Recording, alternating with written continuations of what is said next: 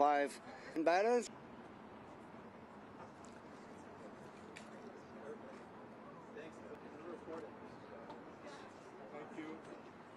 You're welcome.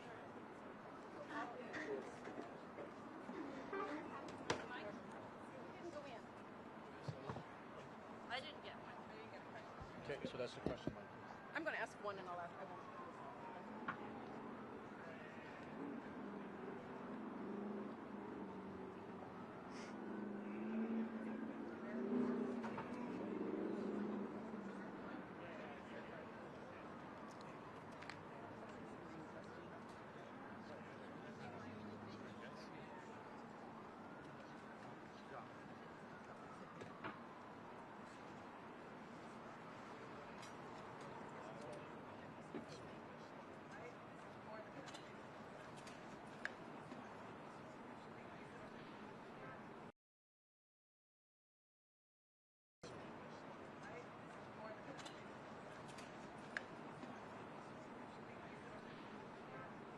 This is all coming out? Yeah, all coming out, yeah. Okay. Thank you. Okay.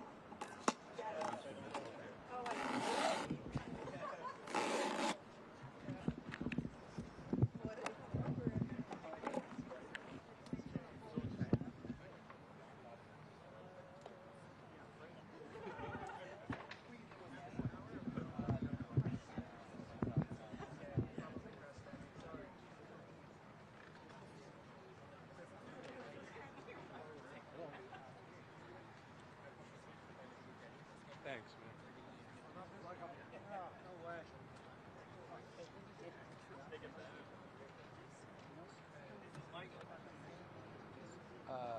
Mike?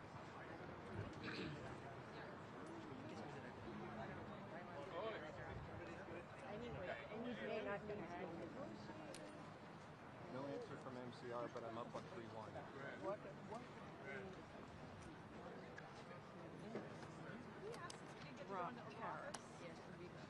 I didn't get a question. I'll give you one. I'll give you one. Jump ahead of me. But I mean, you gotta catch a question in the Oval Office. Yeah, but we're not. Listen, I'm not going to negotiate to get a question. Whoever got to the front, we tried. We were all trying. There was no CBC in the Oval Office. See, because Tom got 2 questions to the president. Could we just ask one question each? We're split it together? Yes, sure. You mean one question, no follow-up? Is that what you're saying? Question will follow together. Who are you asking? And who? You want to be the first 2 questions? We don't have to be the first 2 questions.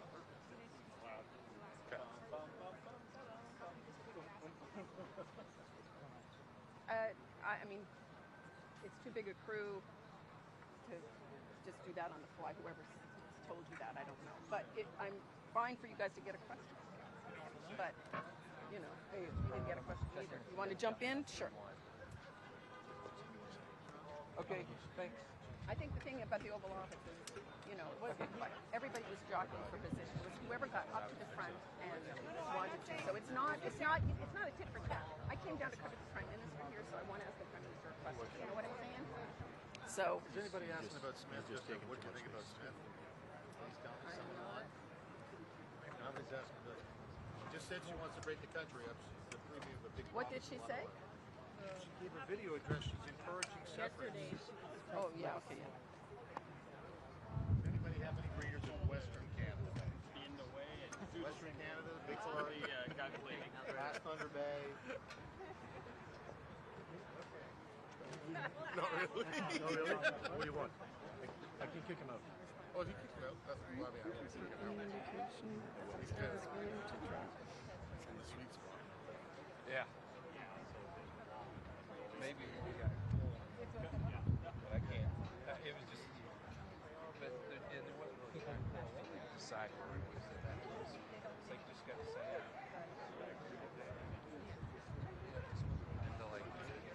If we can get him to move, though, he'll put me in.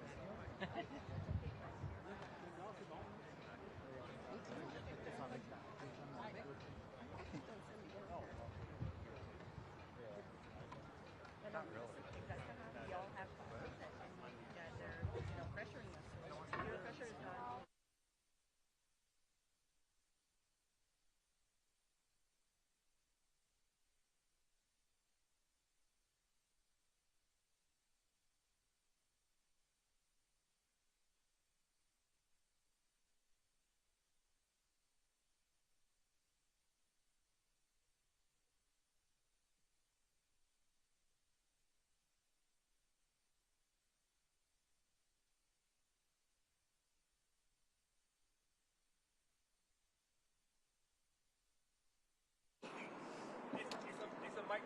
Yes, mic level, all mic level. Yes, sound check.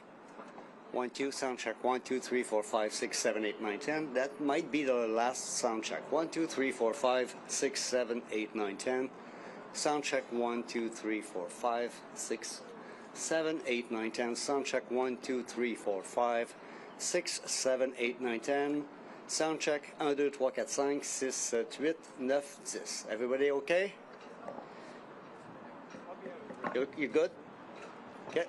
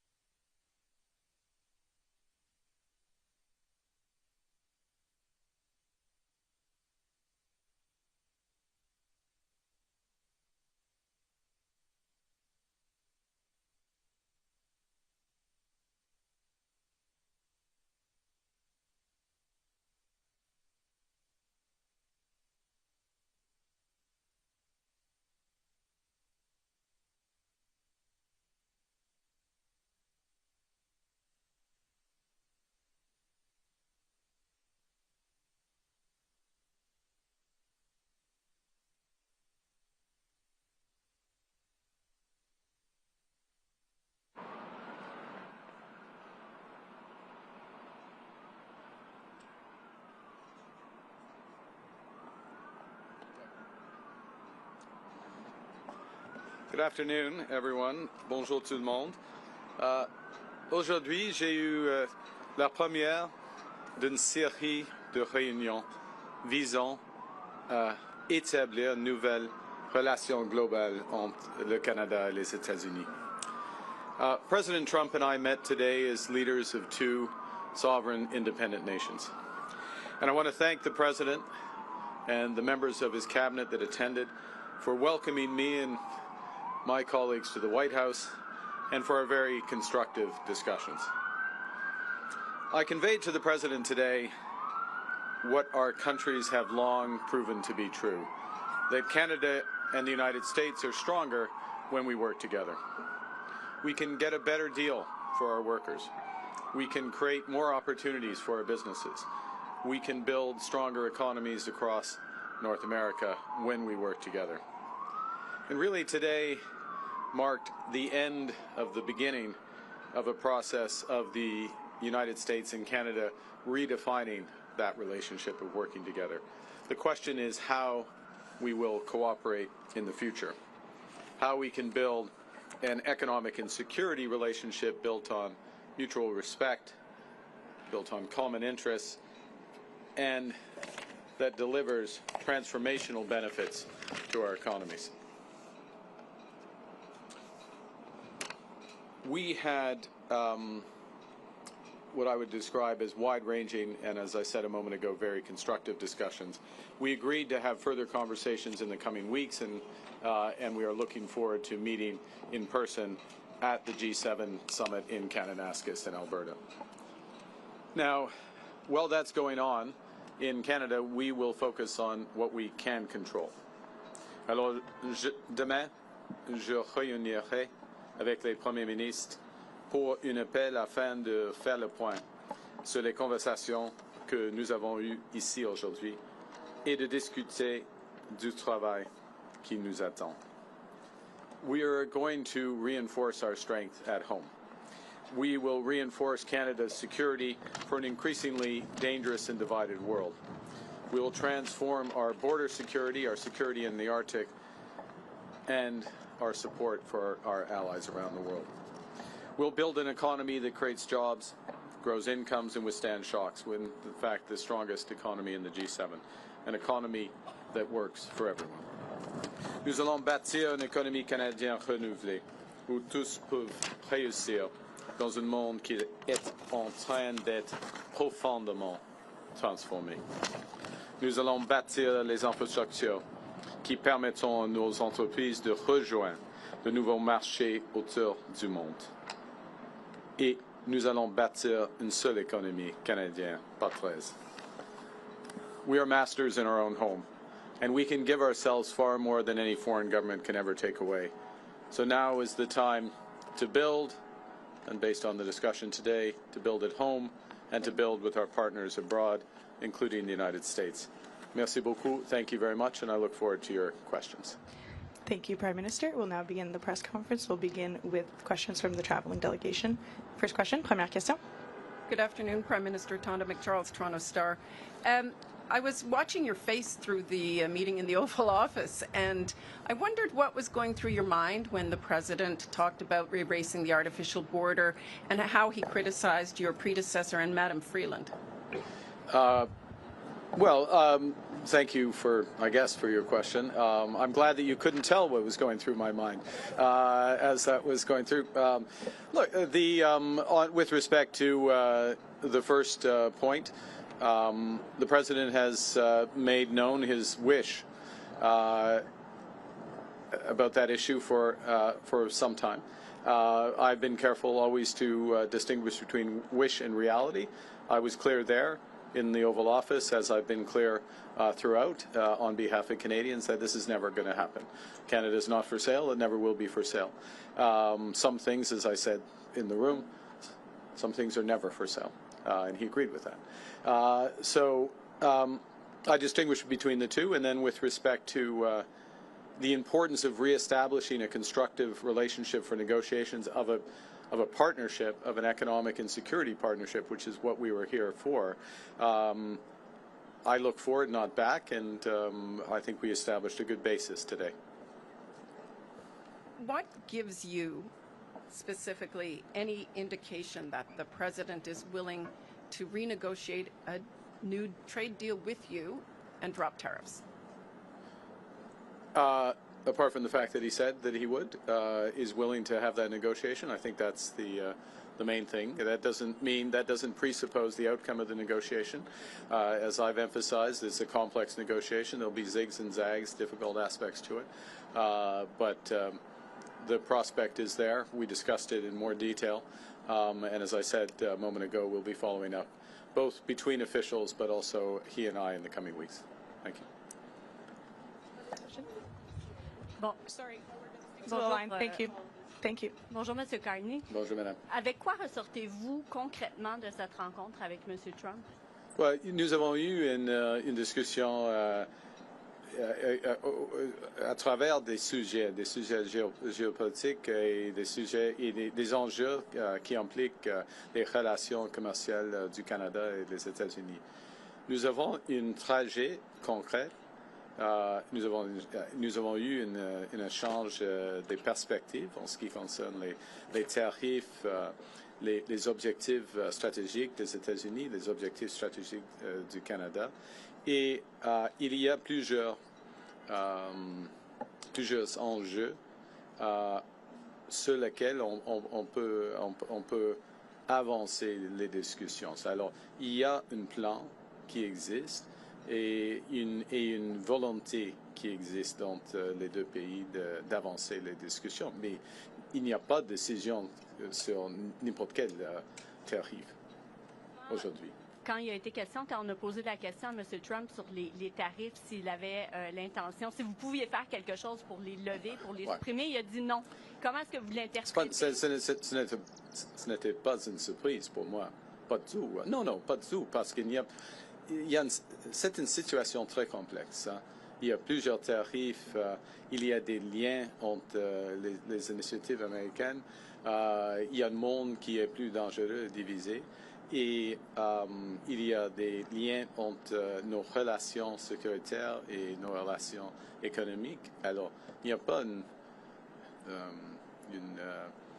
une initiative canadienne qui peut changer cette situation. C'est la raison pour laquelle il faut avoir des discussions globales. Ce que je voulais dire, c'est qu'il faut s'attendre encore à ce que plusieurs mois, dans les prochains mois, ça reste. Là. On verra. Non, on verra. On verra combien de temps ça va prendre. Prochaine question. C'est pas nécessairement comme ça.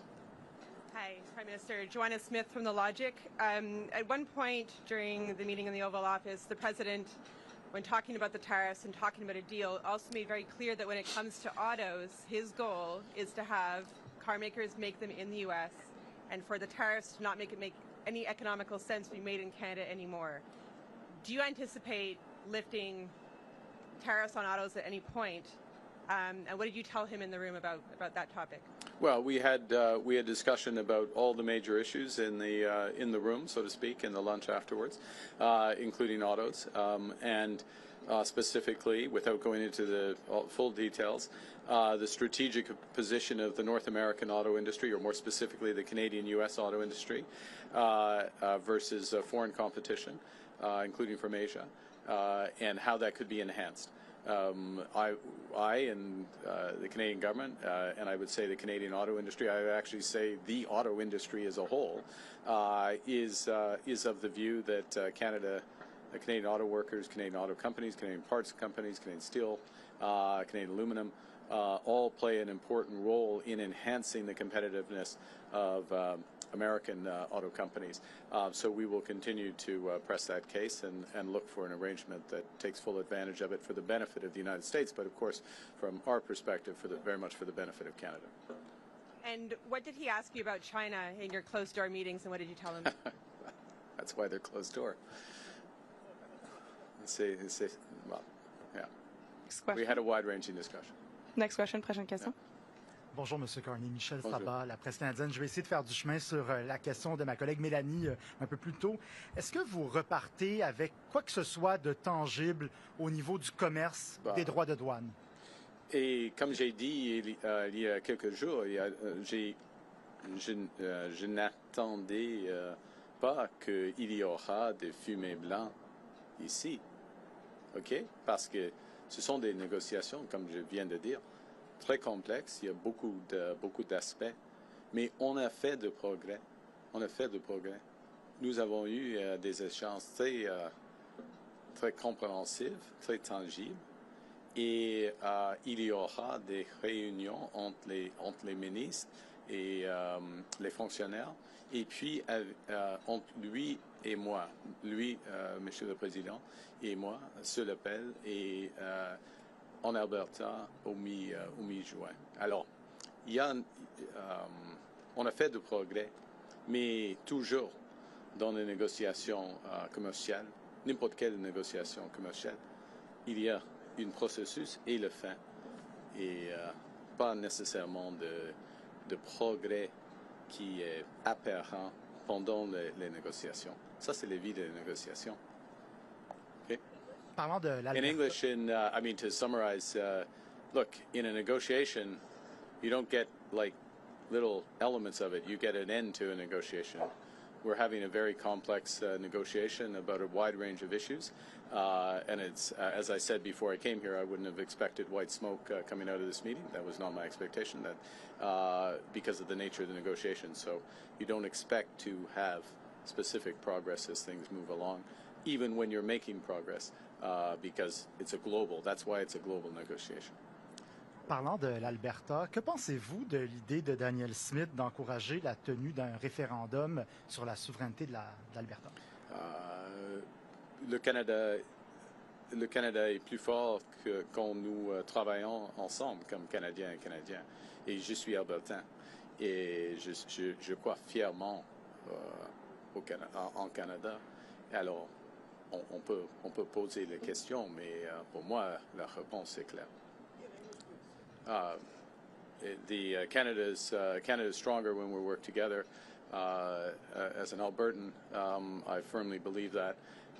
You can always ask a question, but I know what I would respond clearly. Prochaine question. Next question. Bonjour, M. Carney, Olivier Ferrand-Boissé de TVA. Est-ce que M. Trump vous a convaincu qu'il voulait bel et bien renégocier l'accord de libre-échange parce que ça semblait pas clair dans le bureau avant tout à l'heure? C'est clair. Oui. Ouais. Plusieurs reprises que... C'est clair qu'il y aura... Oui. Nous avons commencé la renégociation de nos relations commerciales, y compris la laine. OK? Vous aviez dit à plusieurs reprises que, selon vous, M. Trump voulait nous briser pour nous posséder. Est-ce que c'est encore votre lecture de ses intentions après votre rencontre d'aujourd'hui? Je crois nous sommes forts. Et le Canada devient de plus en plus fort, jour après jour, semaine après semaine, avec le nouveau gouvernement. Alors, il va être déçu de cette idée. Prochaine question. Next question. Good afternoon, Prime Minister. JP Tasker, CBC News. How are you? I'm well, thank you, JP. Good. How are you? I'm good. Good. Do you feel better or worse about Canada-U.S. relations after meeting with the President today? Look, it was a very constructive meeting. I feel better about the relations in the sense of, in many respects, one, the posture, if I can put it that way, or the positioning the President took towards us. Secondly, the breadth of discussion and how concrete the discussions were. These are the discussions you have when you're looking to find solutions as opposed to laying down terms, if you will. So feel better about that. And I would add one other thing, which maybe isn't as obvious, so I should say it, which is that we also discussed a number of issues globally, geostrategically, if I can put it that way, where we have common interests, common concerns. And that, of course, is a sign of a broader and very healthy, or a healthy relationship. Look, we have, JP, we have a lot more work to do. I'm not trying to suggest at any respect that we can have one meeting and everything's changed, but now we are engaged and very fully engaged. Good afternoon, Prime Minister. Ashley Burke, CBC News. What specifically did you say to President Trump about lifting tariffs on Canada? And based on your conversations, what do you think it would take to get those tariffs lifted, and how long could it take? Well, I can't answer the second part of your question because we don't make that decision. But certainly press the case in a number of areas where we think the tariffs should be lifted. And specifically, I'll give an example with respect to the scourge of fentanyl and the efforts, the considerable efforts that have been made at our border and behind the border in terms of raids as well.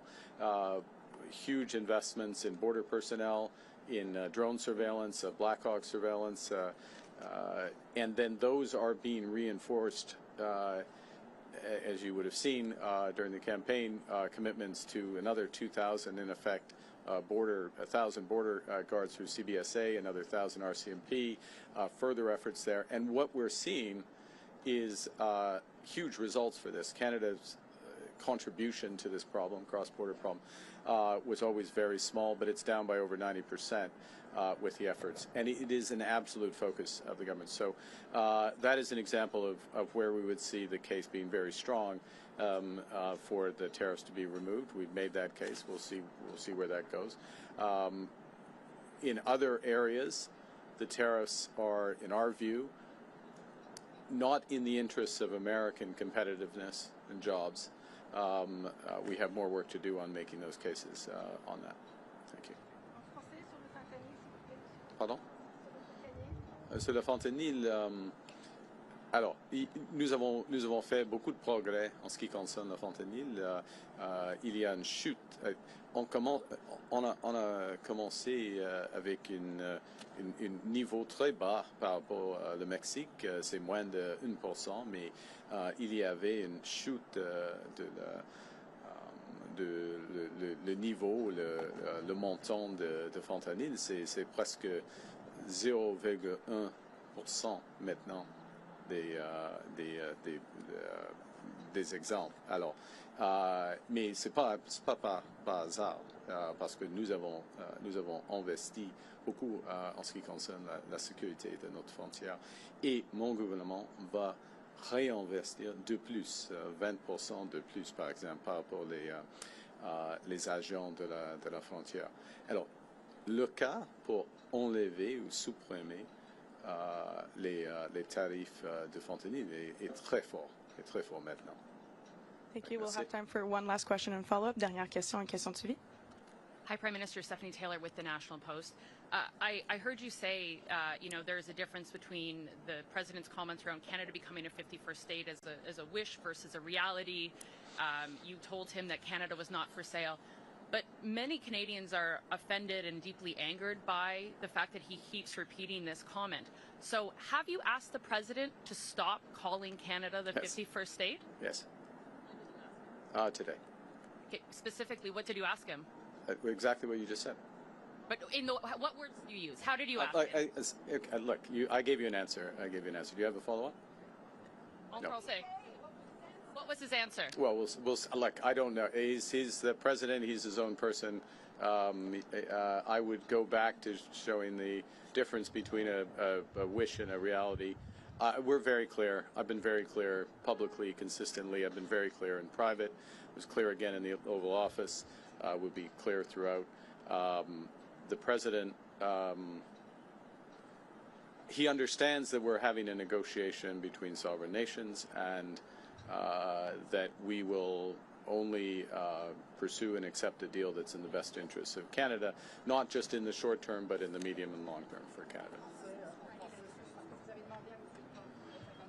J'ai dit, c'est pas utile de répéter cette idée. Je l'ai dit à lui, mais le président, il va dire ce qu'il veut. Pas, mais il y a une différence, une grande différence entre la réalité et la volonté, comme vous le savez. This will be the last question. Sorry, just last question. Okay. Steph didn't take a follow-up, so last question, please. Thank you. This is Bapal Manga from the Wall Street Journal. Given what's happened with the USMCA and the tariffs that Canada is facing, how do you trust that the U.S. right now is negotiating in good faith, and how do you trust any deal you sign with them? We'll make that determination over the course of the negotiations. I mean, that's the bottom line on that. It's a process.